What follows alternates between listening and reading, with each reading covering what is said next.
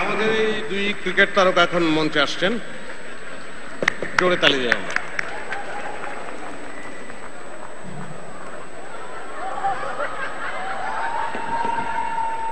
না, মোটামুটি এই প্রথম একটি দোতলা পিচ দেখলাম, এবং এই দোতলা পিচ দিয়ে আমি অবশ্যই ট্রিপল সেঞ্চুরি করব। এবং আমার বিষয় একটু জোরে লাথি দাও তো, জোরে জোরে জোরে দাও দাও দাও। হ্যাঁ, আচ্ছা আমি আপনাকে ক্ষমা করে দিয়েছি, পা ধরতে হবে না না না, পা ধরার জন্য বলছি, আমি বলছি যে পিচটা কি অবস্থা, আমাকে তো সেঞ্চুরি করতে হবে অনেকগুলা। আচ্ছা সাজু, আপনি একটা কাজ একটু করতে পারবেন কাইন্ডলি কষ্ট করে? কি? খুব গুরুত্বপূর্ণ কাজ। চলে যেতে পারবেন? মানে এটা অদ্ভুত কথাবার্তা। আপনার প্রস্তাব খুবই জরুরি, এবং আপনি যদি না যান তাহলে আমরা উইকেটের পেছনে আপনাকে বাঁধবো, কোনো ব্যাটসম্যান থাকবে না, এবং তাসকিন এবং মাশরাফিকে বলবো যে বল এমন ভাবে করবেন যে আগের রেকর্ড যেন ব্রেক হয়, এরকম সামনে কোনো ব্যাটসম্যান থাকবে না। ওকে, আসলে আমি বুঝতে পেরেছি। হ্যাঁ, কি আপাতত আউট, মানে আমাকে আউট করে দেওয়া হচ্ছে। আমি শুধুমাত্র আম্পায়ারকে, থার্ড আম্পায়ারকে বলতে চাই, প্লিজ নো বল দিয়ে আমাকে আবার রাখা হোক, আমি দরকার হলে আবার সেঞ্চুরি করব। যদি আউটও হয়ে থাকি প্লিজ নো বল দিয়ে আমাকে রাখুন, আমি সেঞ্চুরি করব, আমি নিশ্চিতভাবে বলছি। কিন্তু তারপরেও আপনি আউট। আমি খুব সিরিয়াসলি বলছি, আপনাকে কিন্তু উইকেটের পেছনে বাধা হবে, এবং মাশরাফি রেকর্ড ব্রেক করবে, এরকম বল করবে, সামনে কোনো ব্যাটসম্যান থাকবে না।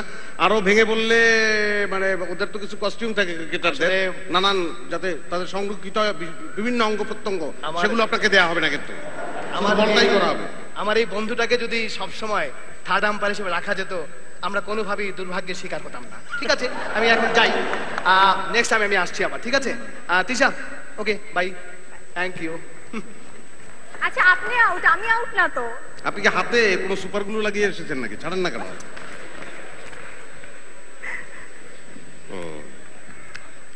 তো আমরা প্রত্যাশা করছি মাশরাফিকে,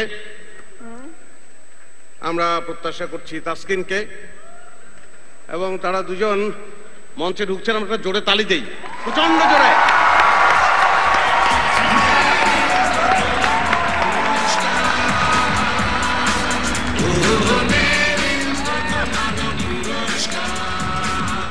খাটো ক্রিকেটারদের আনলে ভালো হতো, কোলাকুলিতে ব্যাপক অসুবিধা হচ্ছে। মাশরাফি আমাদের দল। আপনি বলুন, আপনি বলুন। আমি টি-20 খেলা দেখতে গেলাম, আমি খুবই ভয়ে ভয়ে খেলা দেখতে যাই, কারণ আমি একটু খেলা দেখার ক্ষেত্রে অপয়া ধরনের। কিন্তু বাংলাদেশ জিতলো, জেতার পরে আমি খুব তড়িঘড়ি করে চলে আসলাম মাশরাফির ভয়ে। মুশফিকের সঙ্গে দেখা হয়েছে এবং কোলাকুলি হলাম, মাশরাফির ভয়ে চলে আসলাম, কারণ এই যে বুকে বুকে যে ধাক্কাটা, আমার মনে হচ্ছিল যে এই ধাক্কাটা মাশরাফি আমাকে মারতে পারে, এবং সেটা আসলে আমি সামলাতে পারবো না, তার জন্য আসলে বোধহয় ট্রেনিং লাগবে। প্লিজ মাশরাফি। আমি কি বলবো, আপনি বলেন। আচ্ছা আমাকে মানে তার সকল কথা আমাকে বলতে হবে, আমি কি দোভাষী নাকি? যেহেতু বলেননি, তাহলে আমি আপনাদেরকে একটা কঠিন, আপনাদের কাছে আমি কঠিন একটা পরীক্ষা নিতে চাই। তাসকিন ভাইয়ের কাছে নেই। জি বলেন। আমি কিন্তু পরীক্ষার কথা বলেছি, আমি কিন্তু বলি নাই যে মেয়ে দেখতে যেতে হবে। আচ্ছা ঠিক আছে, বল। পারবেন তো? চেষ্টা করব। এই মঞ্চ আপনার, এখন নেচে দেখান। এইটা কি পরীক্ষা দিলেন আবার? কেন আপনি পর্দায় নাচতে পারেন, এখানে নাচতে পারবেন না? তাসকিন আপনি নাচতে পারেন, আমরা জানি। আমরা জানি। কখন ওই নাচটা ছিল মাশরাফি, স্টেডিয়াম লাগবে, কোরিওগ্রাফার ছিল মাশরাফি ভাই ওই নাচটার জন্য।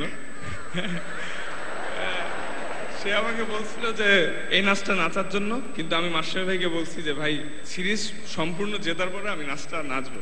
তো আল্লাহর রহমতে আমরা জিতেছি, তখন আমি নেচে দেখাইছিলাম। তো আপনারা কি নাচ দেখতে চান না? আপনারা কারা কারা দেখতে চান?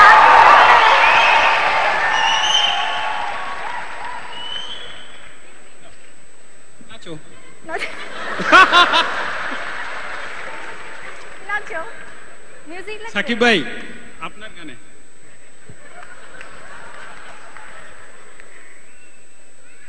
আচ্ছা, আপনার কি নাচতেও ব্যাট লাগবে? মানে নাচার একটা বড় অসুবিধা হচ্ছে, ওদের গান নাই, বাজনা নাই, সেসব কারণ কি? আমরা কি একটা বোবা ডান্স দেখতে পারি? নাচার সময় তো পাশ দিয়ে মাশরাফি ভাই গান ও আচ্ছা, না, আমি গান গাইনি, গান গেয়েছে অন্যরা, আমি গান গাইনি, আমি শুধু কোরিওগ্রাফ করেছি, আর কিছু না। আচ্ছা ডিজাইনার করে। আচ্ছা উনি বলেছে মাশরাফি ভাই গান গাইলে উনি নাচবে, তাহলে তো ভালোই তো, আপনি গান গাওয়া শুরু করেন, উনি নাচুন। আমি গান গাইতে পারি না, আমি এমনি গান গাওয়া শুনি। আচ্ছা নাচ না হলে আমরা অ্যাটলিস্ট উড়ন্ত হ্যাঁ, কোলাকুলিটা দেখতে পারি। ওটা দেখতে তো পারি।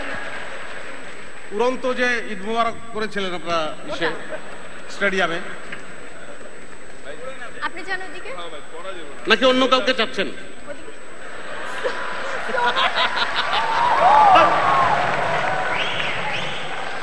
আপনারা হ্যাঁ, কিন্তু slow motion এ হচ্ছে। বেশি খাচ্ছেন, তাড়াতাড়ি করে।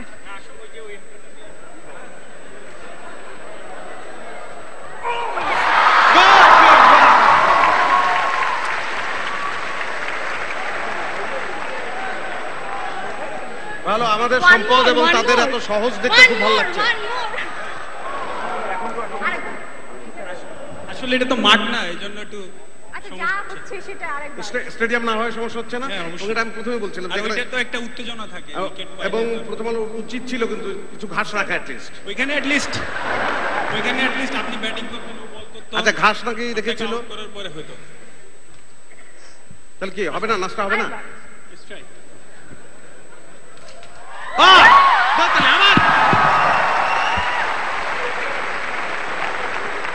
আমার সবচেয়ে ভালো লাগে তাদের সহজতা, আমাদের সম্পদ এবং কত সহজ, এবং আমাদের রিকোয়েস্ট টিকোয়েস্ট মেনে নিচ্ছে, উড়ন্ত কোলাকুলি দেখাচ্ছে আমাদের। আমরা মাশরাফি এবং গোটা টিমকে আমাদের তরফ থেকে, দর্শকদের তরফ থেকে, গোটা বাংলাদেশের তরফ থেকে আমরা অনেক বড় একটা তালি দিই। একটু বেশি বড়। থ্যাংক ইউ মেরির প্রথম আলো অনুষ্ঠানকে ধন্যবাদ জানাচ্ছি এই জন্য যে আমাদের সব প্লেয়ার অবশ্যই টেস্ট ম্যাচ খেলছে, সবাই ব্যস্ত, ওরা কেউ আসতে পারিনি, আমরা দুজনই এসেছি। আর সরি এই জন্য বলতে চাই, আমরা স্টেজে স্পোর্টিং থাকতে পারিনি, কারণ আসলে এটা আমাদের জন্য অন্য ধরনের এক্সপেরিয়েন্স ডেফিনেটলি।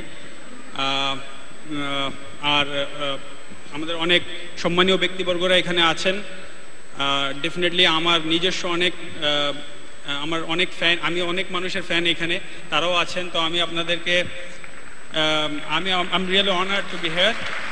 আমাদের জন্য দোয়া করবেন, আমরাও ইনশাল্লাহ দোয়া করি আপনারা আরো ভালো ভালো কিছু করেন এবং আমাদের দেশকে আমরা সামনে এগিয়ে নিয়ে যাবো ইনশাল্লাহ।